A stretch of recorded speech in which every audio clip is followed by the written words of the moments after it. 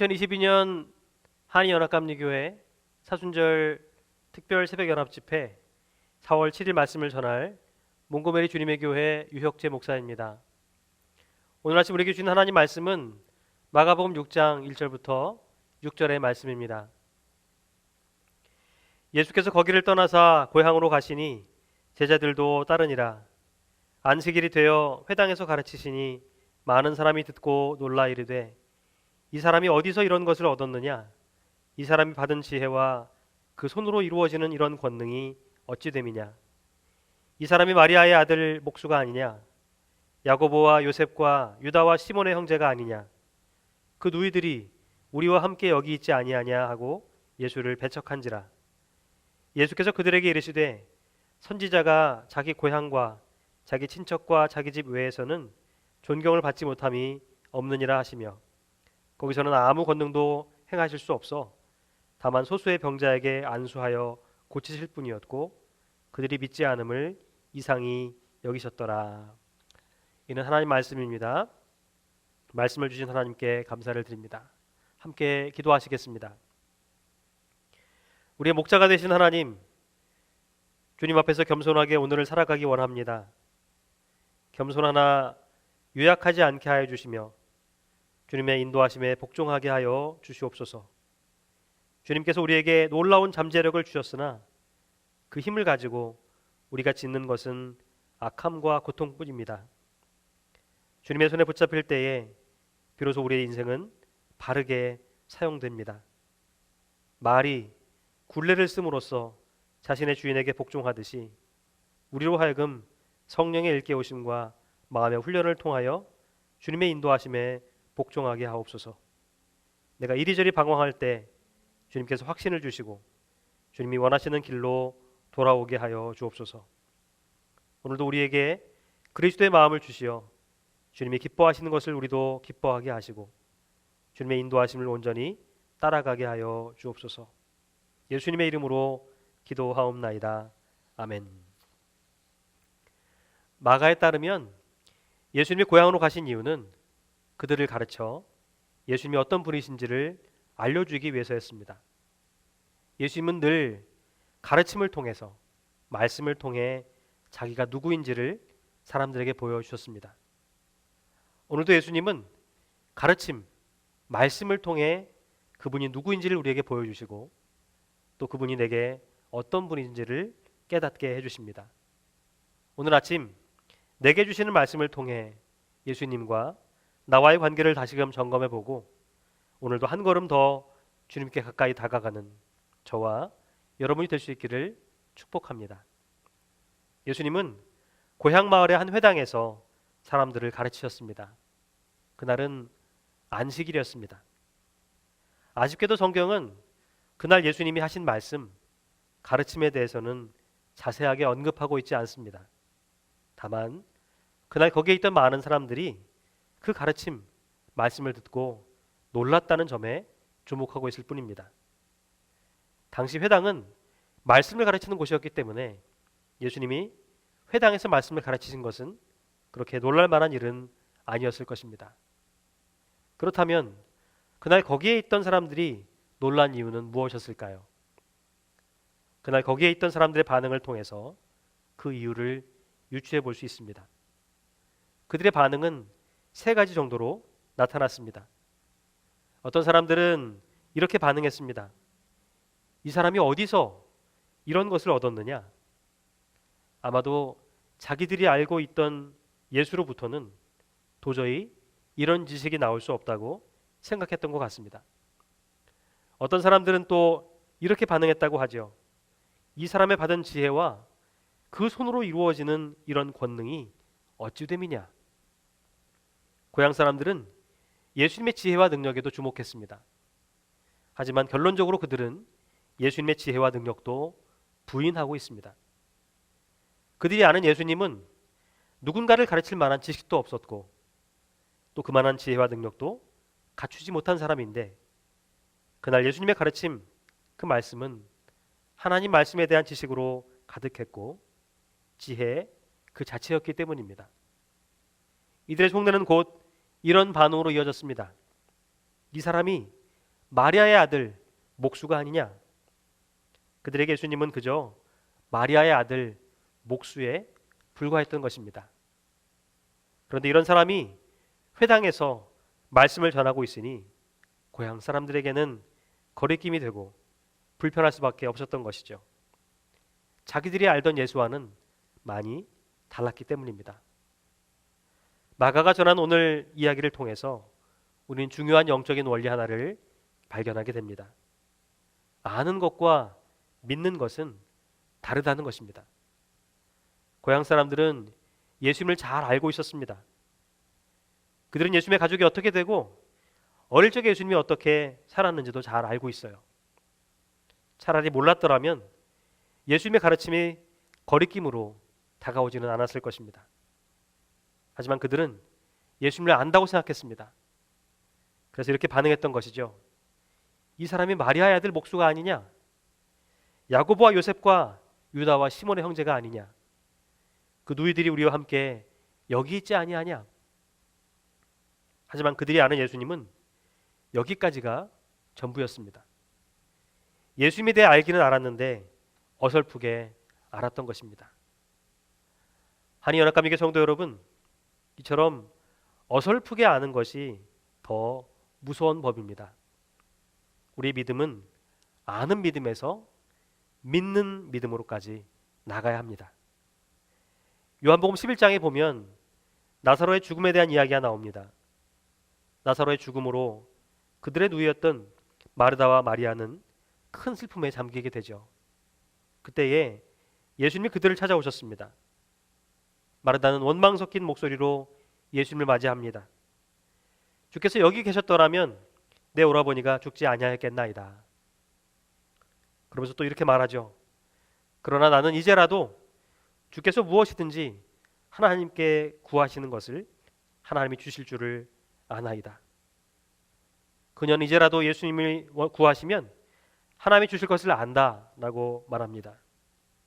이제라도 예수님이 구하시면 하나님 오라버니를 다시 살려주실 것을 안다라고 이야기해요.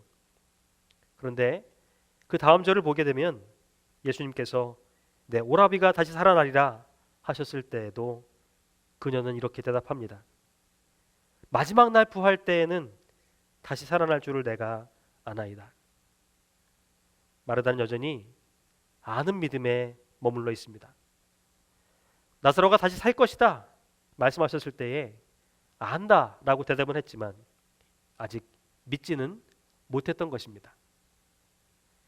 예수님이 살리시는 분이라는 것을 알고 있었지만 문제 앞에서 그것을 믿지는 못했던 것이죠. 이처럼 아는 것과 믿는 것은 다른 것입니다. 이것이 바로 예수님의 고향에서 벌어진 일의 핵심이었습니다.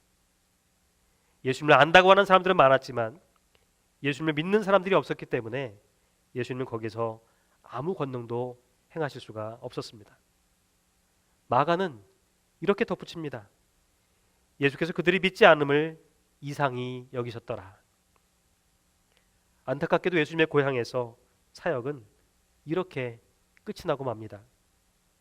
거기서는 아무런 권능도 행하실 수가 없어 다만 소수의 병자에게 안수하여 고치실 뿐이었고, 그것은 다름 아닌 불신, 믿지 못함 때문이었습니다. 오늘 아침 우리에게 주신 말씀을 통해 스스로의 믿음을 한번 들여다보았으면 좋겠습니다. 우리도 하나님의 능력을 믿는다 하고는 하지만 조금만 더 깊이 들여다보게 되면 이처럼 아는 단계에 머물러 있는 경우가 많습니다. 어느 성도분의 고백입니다. 목사님, 저는 하나님이 위대하시고 전지전능하심을 잘 압니다. 그런데 솔직히 알기는 하지만 당장 내 눈앞의 문제를 하나님이 완벽하게 해결해 주실 것이라고 믿어지지는 않습니다. 믿음으로 결단하고 싶어도 무엇인가를 보여주셔야만 결단할 수 있을 것 같아요. 어떻게 하면 아무것도 보이지 않는 상황 속에서 하나님을 믿을 수가 있나요? 저는 그것이 잘 안 됩니다. 아직도 제게는 삶의 문제들이 버겁게만 느껴집니다. 솔직히 저는 믿음이 얼마나 중요한지 잘 모르겠습니다. 이 성도의 고백을 통해서도 우리는 아는 것과 믿는 것은 엄연히 다르다는 것을 알 수가 있습니다. 그래서 성경은 오늘도 아는 믿음에서 믿는 믿음으로 나아가야 한다고 가르치고 있는 것입니다. 사랑하는 한인연합감리교 성도 여러분, 지금 우리의 믿음은 아는 믿음에 머물러 있지는 않습니까? 예수님은 아는 믿음에 머물러 있는 마르다에게 다시 말씀하십니다. 무릇 살아서 나를 믿는 자는 영원히 죽지 아니하리니 이것을 내가 믿느냐? 예수님은 이것을 내가 아느냐? 하고 묻지 않으시고 이것을 내가 믿느냐? 하고 다시금 분명하게 물으십니다. 마르다의 믿음을 기대하셨던 것입니다. 놀랍게도 앞에서 2번씩이나 아나이다, 압니다 고백했던 마르다는 예수님의 질문에 이렇게 고백합니다. 주여, 그러하외다. 주는 그리스도시요 세상에 오신 하나님의 아들이신 줄 내가 믿나이다. 그녀의 믿음이 이처럼 아는 믿음에서 믿는 믿음으로 변화하게 되자 예수님은 나사로가 다시 살아나는 놀라운 기적을 일으키십니다. 여기서 우리는 또 한 가지 중요한 영적인 원리를 발견할 수 있습니다. 그것은 기적이 믿음을 불러일으키는 것이 아니라 믿음이 기적을 불러일으킨다는 사실입니다. 순서를 바로 잡아야 됩니다. 우리는 기적을 보여주시면 믿겠다 하고 말하지만 이것은 순서가 잘못된 것입니다. 사랑하는 한인연합교회 성도 여러분, 기적을 경험하고 결단하는 것이 믿음이 아닙니다. 성경이 전하는 믿음은 결단한 뒤에 기적을 경험하는 것입니다. 믿기로 결단하고 나아가면 보이지 않았던 것들이 보이기 시작합니다.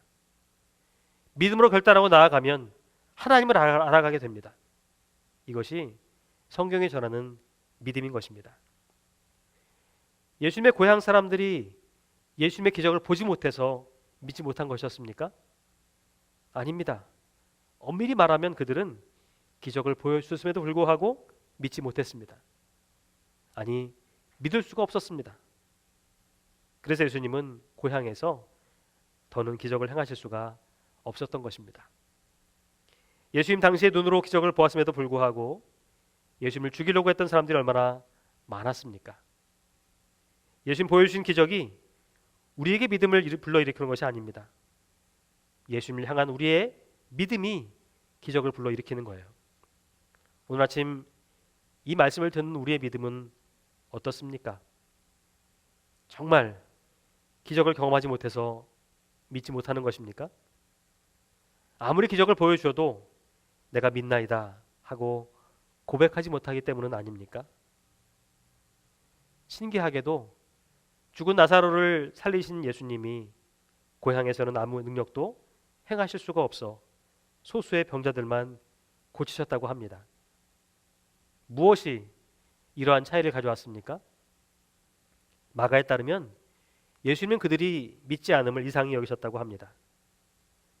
여러분, 오늘 아침 다시 우리의 믿음을 점검해야 될 것입니다. 우리의 믿음은 주님 보시기에 이상한 믿음은 아니겠죠? 우리 믿음은 보통 고난 앞에서 드러나는 경우가 많습니다. 나사로를 살리신 이야기에서도 예수님은 나사로를 바로 살리지 않으셨습니다. 일부러 며칠을 더 기다리시다가 그를 찾아가셨죠. 그 이유는 이것이 그들에게 믿음을 더하는 기회가 될 수 있었기 때문입니다. 예수님 이렇게 말씀하셨어요. 내가 거기 있지 아니한 것을 너희를 위하여 기뻐하노니 이는 너희로 믿게 하려 함이라. 문제와 어려움 앞에서 이것이 우리에게 믿음을 더하려고 주시는 것은 아닌지 잘 살펴야 됩니다. 그 문제와 고난을 믿음으로 풀어나가야 됩니다. 그러려면 예수님을 아는 믿음에서 가지고는 부족합니다. 예수님을 믿는 믿음을 가지고 주님께 나아가야만 됩니다. 그때에 나도 살고 다른 이들에게도 믿음을 전할 수가 있는 것이죠. 진짜 문제는 우리가 예수님을 어설프게 아는 데 있습니다. 어설프게 아니까 기복신앙을 벗어버리지 못하고, 어설프게 아니까 자기도 힘들고 남도 힘들게 하는 거예요. 오늘 본문의 다음 구절을 보게 되면 이 일이 있은 다음에 예수님은 예수님을 제대로 아는 제자들을 세상에 보내셔서 그들을 통해 세상에 놀라운 일들을 행하게 하십니다. 그들을 둘씩 보내시면서 더러운 귀신을 제어하는 능력을 주시고 많은 귀신을 쫓아내며 병자들을 고치는 기적을 경험케 하십니다. 그렇습니다. 예수님은 오늘 우리에게도 이와 같은 능력을 주시고 우리를 통해 이와 같은 기적을 경험케 하시기를 원하고 계십니다. 그러므로 사랑하는 한인연합감리교 성도 여러분, 이제부터 아는 믿음에서 믿는 믿음을 지닌 성도들이 되십시오. 기적을 보여주시면 내가 믿겠습니다 하며 머뭇거리지 말고 우리의 믿음이 기적을 불러일으키게 만들어 가십시오. 예수님을 어설프게 알아서는 안 될 것입니다. 예수님은 오늘도 우리가 가는 곳마다 귀신들이 떠나가고 병자들이 고침을 받는 기적을 일으키실 수 있는 분이십니다. 나는 부활이요 생명이니 나를 믿는 자는 죽어도 살겠고 무릇 살아서 나를 믿는 자는 영원히 죽지 아니하리니 이것을 내가 믿느냐? 이 질문에 우리도 주는 그리스도시요 세상에 오신 하나님의 아들이신 줄 내가 믿나이다. 믿음으로 고백하는 저와 여러분이 될 수 있기를 축복합니다. 하나님은 우리를 사랑하십니다. 사랑하시되 끝까지 사랑하는 분이세요. 그리고 그분은 나를 향한 최고의 계획을 가지고 계십니다. 이제 아는 믿음이 아니라 믿는 믿음을 가지고 그분이 하시는 일에 함께 동참하시기 바랍니다. 그렇게 오늘도 하나님께 영광을 올려 드리십시오. 우리가 어떻게 하여야 하나님의 일을 하오리까? 제자들이 물었을 때에 예수님이 이렇게 대답해 주셨습니다. 하나님께서 보내신 일을 믿는 것이 하나님의 일이니라. 하나님께서 보내신 일을 믿는 것이 하나님의 일이니라.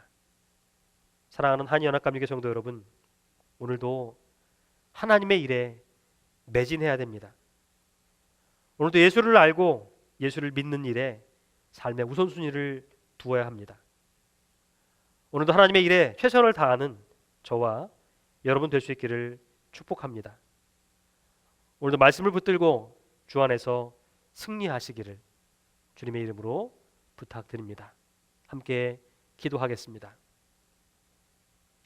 하나님, 그동안 우리는 하나님의 능력을 안다고 하면서도 정작 그 능력이 우리 삶 가운데 위대한 영향력을 끼칠 것이라는 사실은 믿지를 못했습니다. 그래서 성도라 하면서도 때로는 믿지 않는 사람들과 다를 바 없는 삶을 살았습니다. 이제 예수님을 믿고 따르기를 소망합니다. 기적이 일어나면 믿겠다는 철없는 생각을 버리고 고난이 찾아왔을 때에 더욱 믿음의 자리로 나아가겠습니다. 또한 하나님의 영광이 우리의 삶의 최고의 기쁨을 기억하며 살겠습니다. 아버지 되신 하나님이 가장 위대하시다는 사실을 삶 속에서 늘 고백하며 살겠습니다. 오늘 하루도 주님께 맡깁니다. 믿음으로 열어가는 성도들의 삶 가운데 기적이 경험되는 하루가 되게 하여 주시옵소서. 예수님의 이름으로 기도하옵나이다. 아멘.